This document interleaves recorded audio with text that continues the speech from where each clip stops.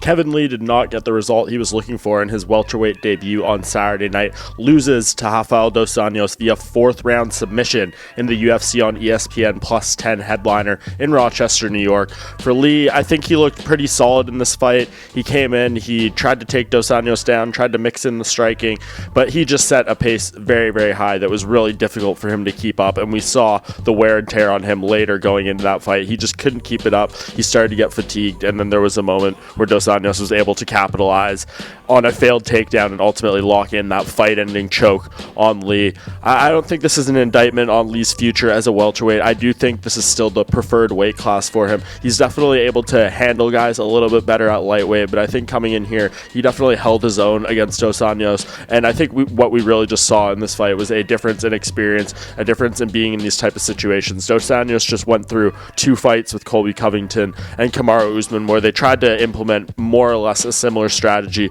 is what Lee tried to do and go in there, and this time he was ready to stop it. He knew how to stop it, and Lee just didn't have the little tricks that he needed in order to turn the fight in his favor and get the win here. But nevertheless, this was a big step up for Lee as well. It's the first time he's faced a former UFC champion in his career. It did not go his way, but we always need to remind ourselves about Lee. He's only 26 years old. Yes, he's on the first 2-fight losing skid of his career.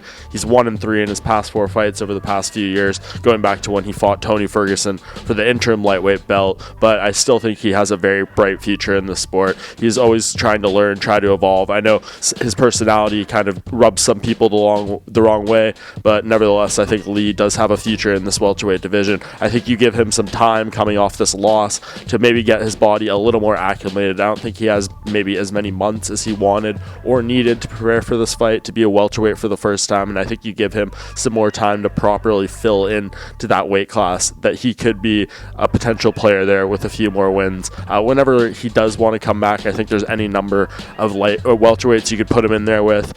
He fought one of the top-ranked guys in this division right off the bat, so you could go anywhere down the list. I got like Neil Magny if he becomes available after his USADA issue, potentially the winner of the Damian Maia versus Anthony Rocco Martin fight, Eliseo dos Santos, Vicente Luque, any of these type of guys that are kind of at that bottom half of the top 15 rankings. But I don't think losing to dos Anjos, there's anything to be ashamed of on that front. So it remains to be seen exactly who they match him up with. But with him being so new to the welterweight division, if he stays there, there is no shortage of potential options.